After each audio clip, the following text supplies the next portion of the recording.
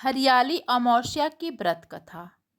जय श्री कृष्णा। राधे राधे। आप सभी का दिन शुभ और मंगलमय हो।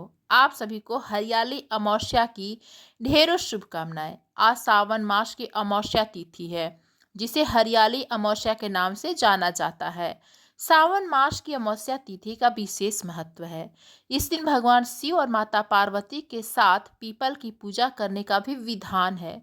सावन माह में हरियाली अमावस्या विशेष पुण्यकारी मानी जाती है। इस दिन स्नान तथा दीनहीन असहाय लोगों को दान देने से साधकों को पितृ दोष, काल सर्प दोष और शनि दोष से मुक्ति मिलती है। इस अमावस्या पर पौधे लगाना बेहद शुभ माना जाता है। साथ ही दिन पीपल के वृक्ष की जड़ पर दूध और जल अर्पित किया जाता है।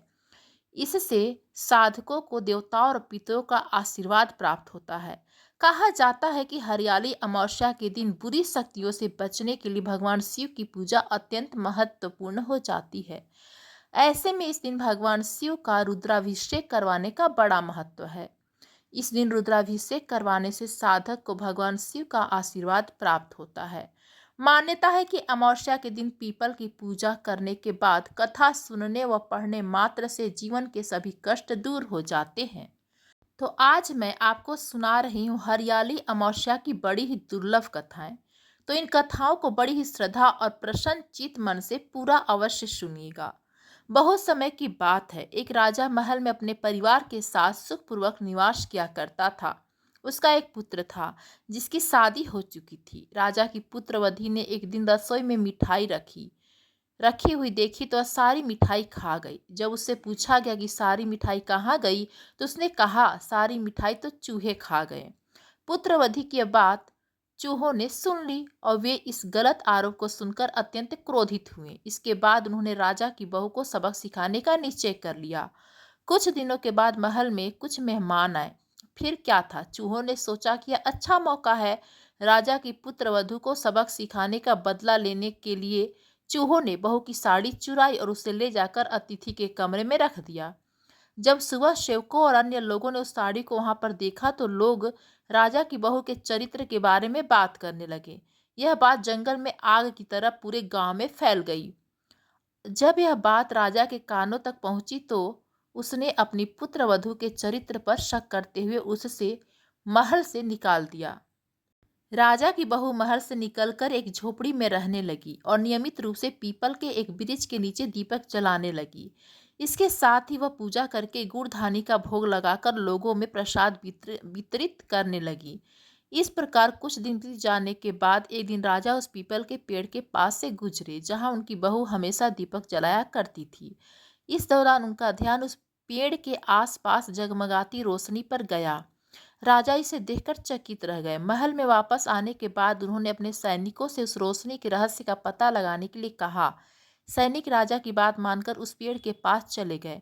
वहां पर उन्होंने देखा कि दीपक आपस में बात कर रहे थे। सभी दीपक अपनी अपनी कहानी बता रहे थे।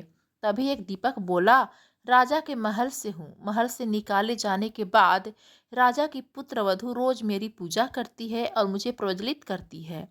सभी अन्य दीपकों ने उससे पूछा कि राजा की बहू को महल से क्यों निकाला गया, तो उसने बताया कि एक दिन उसने मिठाई खाकर चूहों का झूठा नाम लगा दिया। इस पर चूहे नाराज हो गए और राजा की बहू से बदला लेने के लिए उसकी साड़ी अतिथि के कमरे में रखाए। यह सब देखकर राजा ने उससे महल से निकाल दिया। यह सब सुनकर सैनिक भी हैरान रह गए और महल वापस आकर उन्होंने राजा को पूरी कहानी सुनाई। यह सुनकर राजा को अपनी गलती का एहसास हुआ और उसने अपनी पुत्रवधू को महल में वापस लाया। इस प्रकार पीपल के पेड़ के नियमित पूजा करने का फल राजा की बहू को मिला और वह अपना जीवन आराम से व्यतीत करने लगी। बोलिए भगवान भोलेनाथ की जय। बोलिए माता पार्वती की जय। अब आइए श्रवण करते हैं अमावस्या माता की कथा, जिसे सुनने के बाद ही अमावस्या का व्रत पूर्ण माना जाता है। पौराणिक कथा के अनुसार एक गांव में सास और बहू अकेले रहती थी। उनका बेटा विदेश में कमाने के लिए गया हुआ था। सास और बहू बहुत प्रेम से रहती थी। दोनों एक दूसरे की देखभाल भी करती थी। एक दिन बहू ने खाना नहीं खाया। तब सास बहू से पूछने लगी कि बेटा, आज तुमने खाया क्यों नहीं। तब बहू कहने लगी कि सासू माँ, आज मेरा अमावस्या माता का व्रत है, इसे मैंने खाना नहीं खाया। तब सास ने कहा कि बहू, यह व्रत क्या होता है और इस व्रत को करने से क्या फल मिलता है, यह मुझे भी समझाओ। तब बहू कहने लगी कि सासू माँ, अमावस्या माता का व्रत करने से बहुत पुण्य मिल जाता है। घर में अन्न धन का भंडार भरा रहता है, सुख शांति बनी रहती है और अटल सुहाग मिलता है, पुत्र की प्राप्ति होती है। इसी तरह से 3 पौनौती अमावस्या माता का व्रत भी रखा जाता है। इस व्रत में हर वर्ष अलग अलग खाना खाया जाता है और विष्णु भगवान के मंदिर में चढ़ावा चढ़ाया जाता है या फिर किसी ब्राह्मण को दान दक्षिणा दी जाती है। इस व्रत में पहले शक्कर, घी और चावल से बना खाना खाया जाता है। पहले साल व्रत पूर्ण होने के बाद 1.25 किलो चावल और 1 कटोरी घी और 1 कटोरी शक्कर किसी ब्राह्मण देवता को दान में दिया जाता है। दूसरे साल जौ, घी और शक्कर से बना खाना खाया जाता है। इस तरह जब दूसरे साल का व्रत पूर्ण हो जाए तब 1.25 किलो जौ, 1 कटोरी घी और 1 कटोरी शक्कर किसी मंदिर में चढ़ाया जाता है या किसी ब्राह्मण को दान में दिया जाता है। तीसरे साल गुड़, तेल और घी से बने व्यंजन खाने चाहिए। जब तीसरे साल व्रत पूर्ण हो जाए तब आधा किलो तिल, गुड़ और 1 कटोरी घी किसी मंदिर में चढ़ाया जाता है या ब्राह्मण को दान में दिया जाता है। इसे ही सासू माँ 3 पनौती अमावस्या का व्रत कहा जाता है। फिर बहू बताने लगी कि माँ जी, इस व्रत का संकल्प लेने के बाद इसे पूरा करना जरूरी होता है। अगर पूरा नहीं कर सकते तब घर परिवार में झगड़ा और घर में अशांति हो जाती है। तब सासू माँ कहने लगी कि बहू, मेरी तो उम्र हो गई है, लेकिन तुम यह व्रत जरूर करना। तब बहू यह व्रत करना आरंभ करती है। एक दिन बहू ने किसी के कहने पर गेहूं से बनी रोटी खा ली और अमावस्या माता इस बात से नाराज हो गई। अब तो सास और बहू एक दूसरे से प्रेम करती थी, अब उन दोनों में झगड़े होने लगे। सभी गांव वाले भी हैरान हो गए कि इनके घर में यह सब क्या हो रहा है।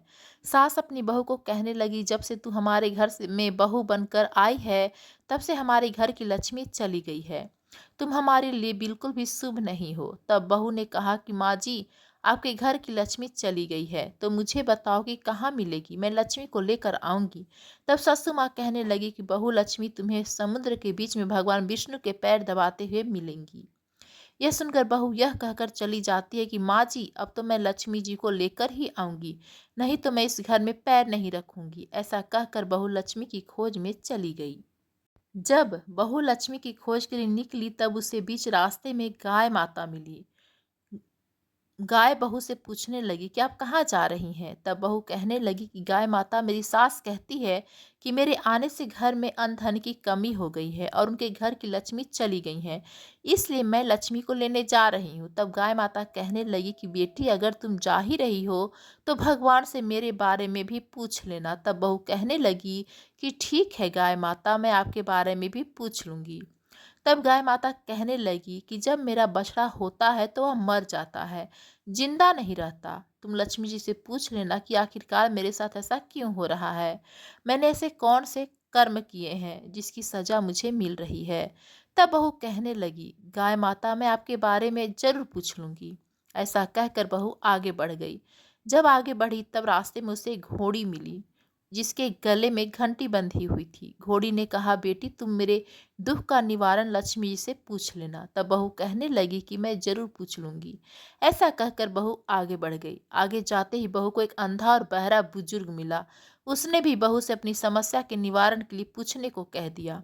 तब बहू उनकी समस्या भी भगवान से पूछने को कहकर आगे बढ़ गई। आगे जाते ही बहू को एक बूढ़ी औरत मिली जो कि हाथ और पैर से अपाहिज थी। उसने भी बहू से कहा कि बेटी, जब तुम भगवान से मिलो तो उनसे पूछना कि आखिरकार मैं अपाहिज क्यों हुई, मैंने ऐसे कौन से कर्म किए थे। तब बहू उसकी समस्या पूछने के लिए तैयार हो गई और फिर आगे बढ़ गई। आगे जाते जाते बहुत थक गई और एक आम के पेड़ के नीचे बैठ गई। आम का पेड़ बहुत खुश होकर बहू से पूछने लगा कि बेटी, तुम कहाँ से आई हो और कहाँ जा रही हो। तब बहू कहने लगी कि वह लक्ष्मी जी को लेने जा रही है। तब आम का पेड़ भी अपनी समस्या भगवान से पूछने के लिए कहने लगा कि मेरे पेड़ पर लगे हुए आम खट्टे ही क्यों होते हैं, इस बारे में बहुरानी भगवान से जरूर पूछ लेना। तब बहू पेड़ की समस्या लेकर आगे बढ़ गई। थोड़ी दूर जाने पर बहू को एक तलाई मिली। वह भी बहू से कहने लगी कि बहू, तुम भगवान से पूछना कि मेरी तलाई का पानी इतना मैला क्यों है। कोई यहाँ आकर पानी नहीं पीता। तब बहू कहने लगी, मैं जरूर पूछ लूंगी। ऐसा कहकर बहू आगे बढ़ गई। बहुत दिनों से जंगल में चलते चलते बहू थक गई थी। उसे भूख भी लगी थी, लेकिन खाने को कुछ नहीं मिला। तो वह भूख और प्यास से बेचैन हो गई और जंगल में बेहोश हो गई। उसी समय भगवान श्री हरि और माता लक्ष्मी जी घूमते हुए उधर जा रहे थे। तब माता लक्ष्मी जी विष्णु भगवान से कहने लगी कि हे नाथ, यह तो आपकी बहुत बड़ी भक्त है, आप इसके दुख निवारण कीजिए। तब भगवान श्री हरि कहते हैं कि इस संसार में तो बहुत से जीव दुखी हैं, सभी अपने अपने कर्मों का फल भोग रहे हैं, मैं किस किस के दुख का निवारण कर दूं। तब माता लक्ष्मी जी भगवान श्री हरि से विनती करने लगी और कहने लगी कि वह भूखी और प्यासी है, अगर इसे जंगल में छोड़ दिया जाए तो जंगली जानवर उसे खा जाएंगे। माता लक्ष्मी जी की बात सुनकर श्री हरि एक साधु का वेश धारण करके बहू के पास गए और उसे होश में लेकर आए। बहू के होश में आते ही साधु वेश में भगवान उससे पूछने लगे कि वह यहाँ क्यों आई है और कहाँ जा रही है। तब बहू ने सारी बात बता दी। उसकी बात को सुनकर भगवान श्री हरि और माता लक्ष्मी जी प्रकट हो गए। उनके साथ साथ अमावस्या माता भी प्रकट हुई। बहू यह सब देखकर उनके चरणों में गिरकर उन्हें प्रणाम करने लगी। तब अमावस्या माता बहू से कहने लगी कि बेटी, तूने मेरे व्रत को खंडित किया है, इसी की सजा तुझे मिली है, लेकिन अब मैं तुझे क्षमा करती हूँ। अब तुम अपने घर को जाओ, तुम्हारा घर अन्न धन से भर जाएगा, तुम्हारा घर सुंदर महल में बदल जाएगा और तुम्हारी सभी मनोकामनाएं भी पूर्ण हो जाएंगी। यह सब होने के बाद बहू ने रास्ते में जो जो भी मिला था उन सभी के दुखों का निवारण करने के लिए विनती की। तब भगवान श्री हरि कहने लगे कि गाय ने कभी अपना दूध किसी और को नहीं पिलाया, इस कारण उसके बछड़े जिंदा नहीं रहते। तुम उसका दूध पी लेना, फिर उसके बाद उसके बछड़े जिंदा रहने लगेंगे। और घोड़ी पिछले जन्म में आटा पीसने वाली महिला थी। वो किसी को आटा पीस कर नहीं देती थी, इसलिए उसके गले में चक्की के पात बंधे हुए हैं। तुम उसके पात को खोल देना, वो बिल्कुल ठीक हो जाएगी। और वह बुजुर्ग कभी भगवान के मंदिर नहीं गया, न ही कभी उसने भगवान के भजन सुने। तुम उसे ले जाकर मंदिर में दर्शन करवा देना, इससे वह ठीक हो जाएगा।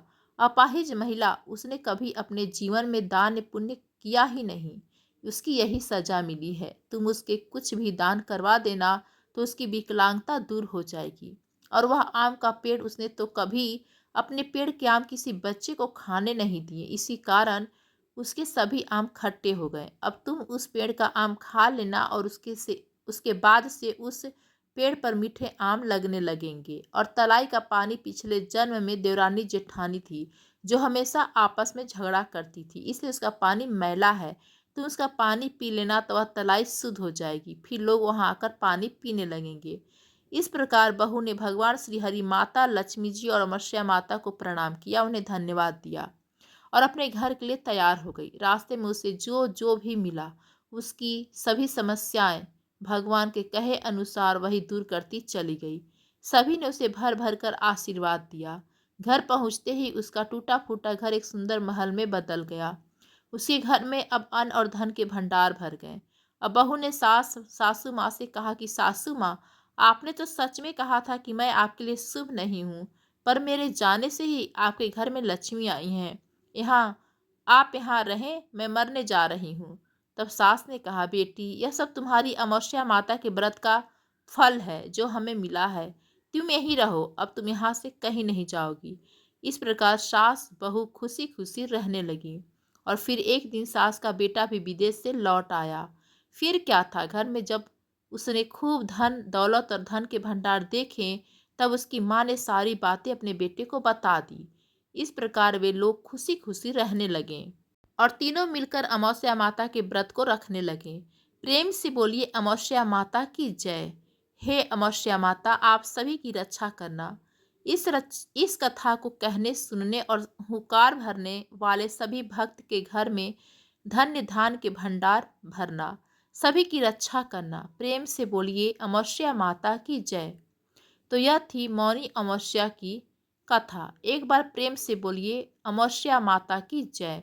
हे अमावस्या माता, इस कथा को कहने, सुनने, हुंकार भरने वाले सभी भक्तों के घर धन्य धान से भर जाए, उनका भंडार भर जाए। अब आइए श्रवण करते हैं हरियाली अमावस्या की अगली कथा। जिसे सुनने मात्र से घर में सुख समृद्धि का वास होता है। पौराणिक कथा के अनुसार एक साहूकार के 7 बेटे और 7 बहुओं के साथ एक बेटी भी थी। साहूकार के घर रोज एक जोगी आता था, जिसे साहूकार की बहू भिक्षा देती थी। उस जोगी को जब साहूकार की बेटी भिक्षा देने आती तो वह उससे भिक्षा नहीं लेता और कहता कि तेरे भाग्य में सुहाग की जगह दुहाग लिखा है। लड़की को जोगी की यह बात बुरी लगती और एक दिन वह अपनी माँ से रोते रोते जोगी की बात बताती है। सारी बात सुनकर माँ कहती है कि कल जब जोगी आएगा तब मैं सुनती हूँ कि वह क्या कहता है और क्यों कहता है। अगले दिन फिर जोगी आता है तो साहूकारनी छिपकर बैठ जाती है और लड़की को भिक्षा देने भेजती है। जोगी उससे भिक्षा नहीं लेता और फिर वही बात दोहराता है कि तेरे भाग्य में सुहाग की बजाय दुहाग लिखा है। लड़की की माँ बाहर निकलकर आती है और जोगी से कहती है कि एक तो हम तुझे भिक्षा देते हैं और तू हमें गाली देता है। जोगी कहता है कि मैं गाली नहीं दे रहा हूँ, जो सच है वही बता रहा हूँ।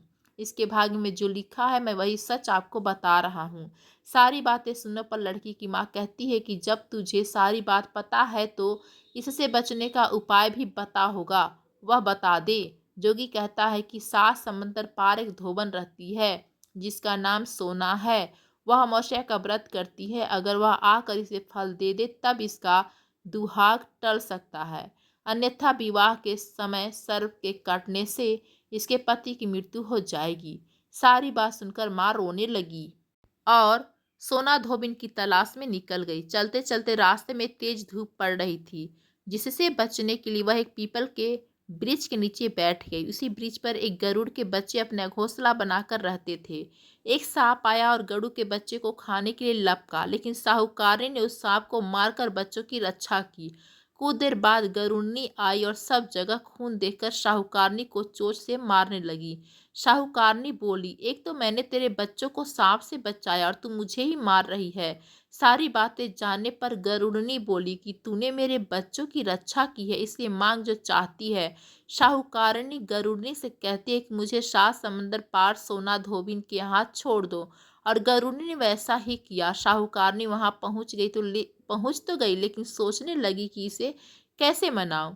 सोना धोबिन की भी 7 बहुएं थी, लेकिन घर के काम को करने के लिए सदा आपस में ही लड़ती झगड़ती रहती थी। रात को जब सब सो जाती तो ब्राह्मणी साहूकारनी के घर जाती और चुपके से सारा काम करके उजाला होने से पहले चली भी जाती। सारी बहुएं आपस में यही सोचती कि कौन सी बहू है जो सारा काम कर देती है, लेकिन एक दूसरे से पूछने की हिम्मत किसी की भी नहीं होती। एक दिन सोना धोबिन ने भी सोचा कि आजकल बहुएं लड़ती भी नहीं और काम भी सारा हो जाता है। सोना धोबिन ने सारी बहुओं को बुलाया और पूछा कि आजकल तुम लोग लड़ती भी नहीं हो और घर का सारा काम भी हो जाता है। सोना धोबिन ने अपनी बहुओं से पूछा, घर का सारा काम कौन करता है। बहुएं सास से झूठ कहती हैं कि लड़ाई करने से क्या फायदा, इसलिए हम मिलकर काम कर लेते हैं। सोना धोबिन को अपनी बहुओं की बात पर विश्वास नहीं होता और वह रात में जाकर स्वयं सच देखना चाहती है कि कौन घर का सारा काम करता है। रात होने पर सोना धोबिन छिपकर बैठ जाती है कि देखूं कौन सी बहू काम करती है। रात हुई तो वह देखती है कि एक औरत चुपके से घर में घुस रही है। वह देखती है कि उसने घर का सारा काम कर दिया है और जाने की तैयारी में है। जैसे ही साहूकारनी जाने लगती है तो सोना धोबिन उसे रोकती है और पूछती है कि तुम कौन हो और क्या चाहती हो। साहूकारनी कहती है कि पहले तुम वचन दो तब बताऊंगी। सोना धोबिन वचन देती है। तब साहूकारनी कहती है कि मेरी बेटी के भाग्य में दुहाग लिखा है, लेकिन तुम अमावस्या का व्रत करती हो तो मेरे साथ चलकर उसे सुहाग दे दो। सोना धोबिन वचन से बंधी थी तो वह साहूकारनी के साथ चलने को तैयार हो जाती है। जाते हुए सोना धोबिन अपने बेटों व बहुओं से कहती है कि मैं इस औरत के साथ इसकी बेटी को सुहाग देने जा रही हूँ, लेकिन अगर मेरे पीछे से तुम्हारे पिताजी मर जाएं तो उन्हें घी और तेल के कूप में डालकर रख देना। सोना धोबिन साहूकारनी के घर पहुंच जाती है।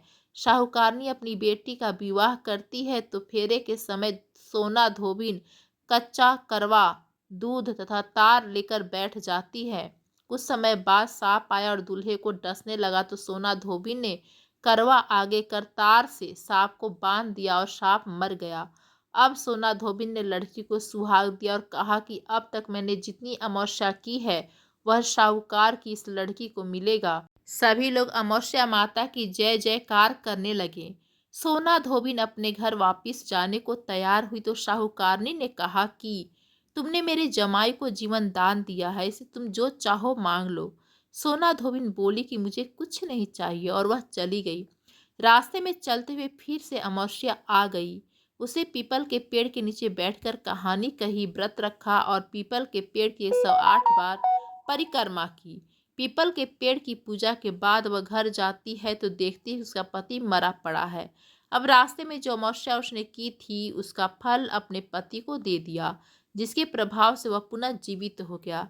सब कहने लगे कि तूने ऐसा क्या किया जो तेरा पति जिंदा हो गया। वह कहती है कि मैंने तो ऐसा कुछ नहीं किया है, बस रास्ते में अमावस्या तिथि आ गई थी जिसका मैंने व्रत किया। कहानी कही और पीपल के वृक्ष की 108 बार परिक्रमा करी। अब सारी नगरी में ढिंढोरा पिटवा दिया गया कि हर कोई अमावस्या का व्रत करेगा, पूजा करेगा, कहानी कहेगा और पीपल के वृक्ष की 108 बार परिक्रमा करेगा। हे अमावस्या माता, जैसा आपने साहूकार की बेटी का सुहाग दिया वैसे ही सबको देना। प्रेम से बोलो जय अमावस्या माता की जय। दोस्तों, इस वीडियो में हमने 3 कहानियाँ कही हैं। यदि आप सभी को पसंद आता है तो प्लीज़ फ्रेंड्स हमारे चैनल को लाइक, कमेंट, शेयर ज़रूर करें और चैनल को सब्सक्राइब भी कर लें। धन्यवाद।